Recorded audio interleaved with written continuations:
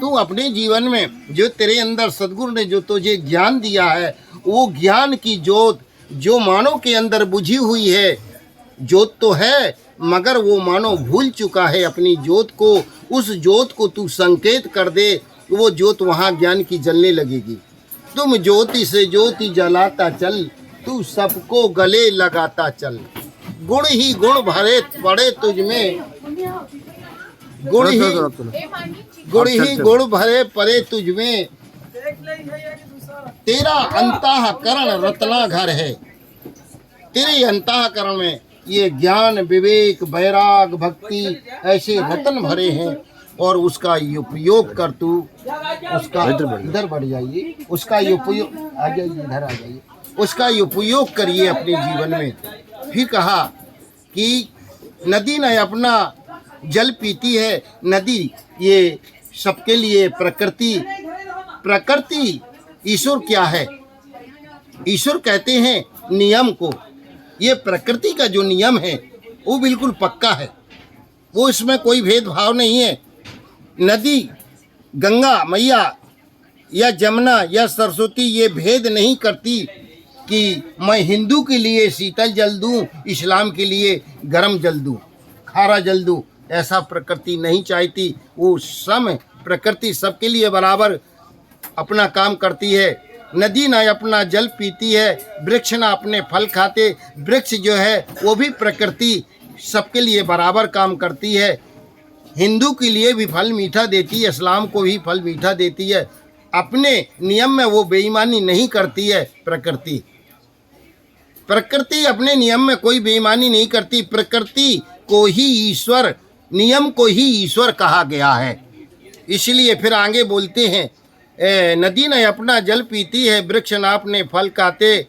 परमार्थ के कारण ही इस मानुष तन को तुम पाते हो। मानव जन्म क्यों मिला है? ये परमार्थ के लिए मिला है। और परमार्थ के लिए तुलसीदास जी ने कह दिया, परे घेते सरै से धर्म नहीं भाई, परे पीड़ा सम नहीं अधिमाई। ये तुलसीदास जी का कहना है कि पराये हित के समान कोई दूसरा धर्म ही नहीं है। नाना प्रकार के लोग अपना धर्म माने हैं। बताया है यहाँ, हिंदू धर्म ना धर्म है, धर्म ना मुस्लिम जैन, और धर्म है मन की पवित्रता, धर्म सुख शांति चैन। ये धर्म है। धर्म जो है प्रकृति अपना निभाती है। इसलिए जो मानव का धर्म है कि मनुष्य जन्म अगर आपने पाया है तो परहित काम करिए, और जो गरीबों की असहायों की सेवा करते हैं वो मानव जो है उनको ही महान कहा गया है। वो देवों का देव उसी को कहा गया है जो किसी की मदद करते हैं और गरीबों पे दया करते हैं। तो बताया है, जहाँ दया तहाँ धर्म है, और जहाँ पाप अभिमान, और तुलसी दया न छोड़िए, जब तक घट में प्राण। ये जिंदगी कब कहाँ रह जाए, कब कहाँ चली जाए। सफ़र में आज हम बैठे हैं, कल बैठ पाए या ना बैठ पाए, कल चल पाए या ना चल पाए, ये कोई ज़रूरी नहीं है। इसलिए हमें होश में जीना है। बेहोश की ज़िंदगी बेकार है। हमें ज़िंदगी अपनी होश में जीना होगी, जागते हुए जीना है, होश में बोलना है, होश में खाना है, होश में चलना है, बेहोश नहीं रहना है। इसलिए आगे कहते हैं कि तुलसीदास जी के हिसाब से ये कहा कि कर्म प्रधान और विषय चिराखा, और जो जस करहे सो तस फल चाखा। इसी पर वो गीत है ये, तेरा कर्म कहाँ ले आया, तेरा कर्म कहाँ ले आया। मोदी जी का कर्म कहाँ ले आया प्रधानमंत्री पद पर, योगी जी का कर्म कहाँ ले आया यानी जो है मंत्री पद पर। आपका कर्म कहाँ ले आया, कोई डीआईजी, कोई आईजी, कोई गरीब, कोई अमीर, कोई संत, कोई भिखारी। इसलिए कहा तेरा कर्म कहाँ ले आया, ये भेद समझ नहीं पाया। तेरा कर्म कहाँ ले आया, ये भेद समझ नहीं पाया। चाहे राजा हो या रंक, चाहे साधु हो या संत, चाहे राजा हो या रंक, चाहे साधु हो या संत, इन कर्मों से बच नहीं पाया। तेरा कर्म कहाँ ले आया, तेरा कर्म कहाँ ले आया, तेरा कर्म कहाँ ले आया। राम का कर्म त्रेता में लाया, यानी कृष्ण का कर्म द्वापर में लाया, और जसकत का कर्म जो अयोध्या में लाया। तो कर्म जो है के हिसाब से ही हमको ये जीवन मिलता है, और उसी के हिसाब से मानव चलता है। इसीलिए जो है हमको अपने कर्म को ही ठीक करना होगा। कर्म प्रधान विषय रच राखा, और जो जस करहि सो तस फल चाखा। जिसने जैसा कर्म किया है उसको वैसा ही फल मिलेगा, प्रारब्ध बनेगा। इसके बाद वो फल वही प्राप्त होगा। इसलिए हमको महापुरुषों से जुड़ करके अपने जीवन को के लिए कुछ सीख लेना चाहिए, क्योंकि हमारी जिंदगी बेहोश में है। क्यों बेहोश में है? हम होश में नहीं हैं, इसलिए गाली बकते हैं। हम होश में नहीं हैं, इसलिए मांस खाते हैं। हम होश में नहीं हैं, अंडे खाते हैं। हम होश में नहीं हैं, हम गुटखे खाते हैं। हम होश में नहीं हैं, हम घूस लेते हैं। हम होश में नहीं हैं, दूध में पानी मिलाते हैं, घी में डालडा मिलाते हैं। ये सब बेहोशी का काम है। इसलिए हमको होश में रहना होगा, और होश में यदि हम हैं तो हमारे बच्चे भी होश में रहेंगे, और जीवन अच्छा चलेगा, परिवार अच्छा चलेगा, और सबको अच्छा ही मिलेगा। इसलिए होश में रहने के लिए हमें किसी महापुरुष से जोड़ना चाहिए, और जब तक हम महापुरुष से नहीं जुड़ेंगे, जब तक हमको भेद नहीं मिलता है। क्यों?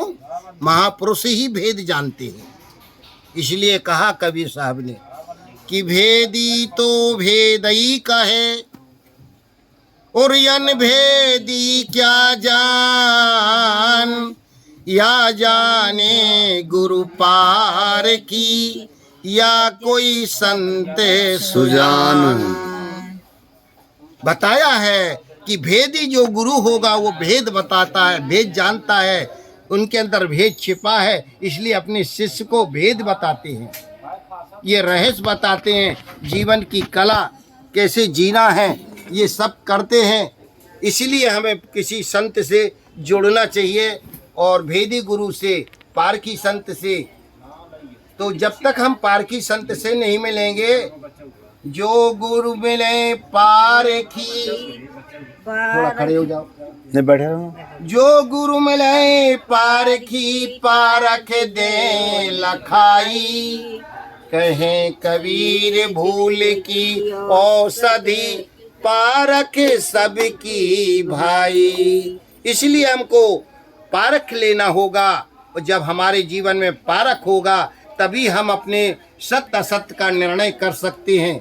जड़ चेतन दो वस्तु है, अति प्रसिद्ध जग माए। ये दो ही वस्तु है संसार में, एक जड़ है, एक चेतन है।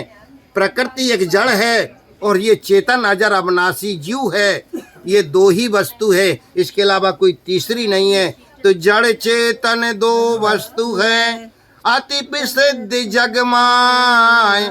या की पारख प्राप्त बिन बंधन छूटत नाय। इसलिए हमें सदगुरुओं से जानकारी करके और जड़ चेतन का ज्ञान हमको हो जाए, जिस तरह हंस होता है, हंस के अंदर गुण होता है कि वो दूध को ग्रहण कर लेता है, पानी को अलग कर देता है, इसी तरह ये प्रकृति और चेतन का हमको विवेक करना है, विचार करना है, परख करना है। इसको सत्य को जान करके, इनको सत्य को जान करके अपने में स्थिर हो जाना है। और कैसे स्थिर हो जाना है, कैसे स्थिर हो जाना है? तुझ पर निर्भर है, सतगुणों गुण के कारण ही कोई हीरा कोई पत्थर है, सतगुणों गुण के कारण ही कोई हीरा कोई पत्थर है, धरती पर स्वर्ग बना लेना, धरती पर स्वर्ग बना लेना। ओ मानो तुझ पर निर्भर है, सतगुणों गुण के कारण।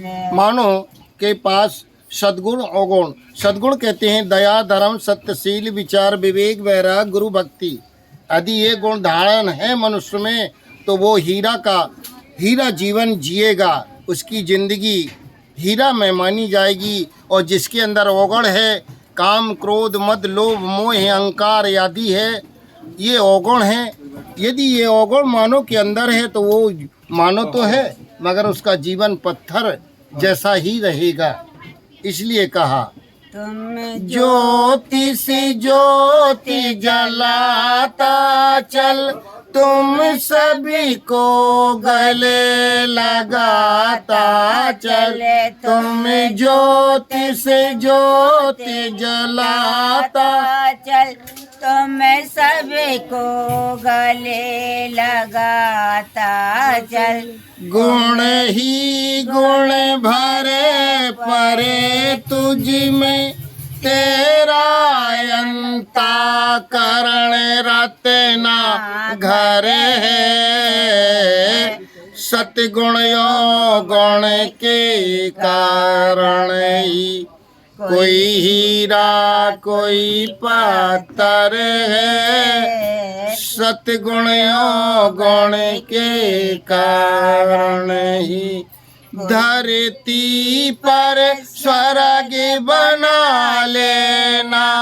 हो मानो तुझ पर निर्भर है, सतगुणों गुण के कारण ही कोई हीरा कोई पत्थर है, सतगुणों गुण के कारण।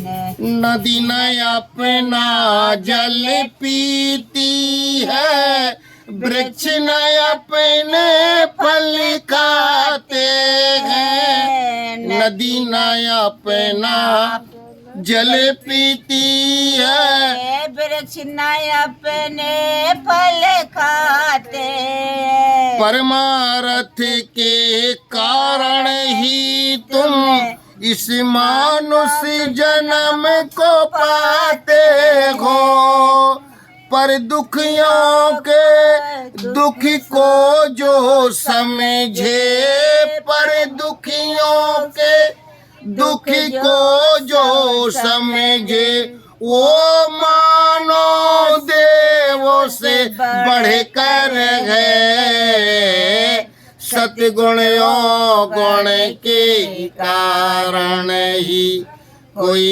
हीरा कोई पत्थर है, सतगुणों गुण के कारण ही कोई हीरा कोई पत्थर है, धरती पर स्वर्ग बना लेना, धरती पर स्वर्ग बना लेना। ओ मानो तुझ पर निर्भर है, सतगुण और गुण के कारण ही कोई हीरा कोई पत्थर है, कोई हीरा कोई पत्थर है, कोई हीरा कोई पत्थर है। बोलिए सद्गुरुदेव की जय। बानो अपने आप को चाहे हीरा बन के जीवन जिए या पत्थर बन के जिए, ये मानव पर निर्भर होता है। ये किसी भगवान की कृपा नहीं, किसी भगवान की महिमा नहीं है। क्यों? श्री रामचंद्र जी लक्ष्मण जी को यही बता रहे थे कि काहू ना को। बहुत बहुत धन्यवाद साहब, आपका जीवन मंगल में रहे, मंगल में रहे। दानियों का खजाना हमेशा भरा रहता है, दान देने वाले से कभी दान घटता नहीं। कहते हैं चिड़ी चोंच भर ले गई, नदी न घटियो नीर। दान दिए थे धन घटे ना, कह गए संत कबीर। साहिब बंदी बढ़ाइए साहब। दूसरा गीत सुना दूं।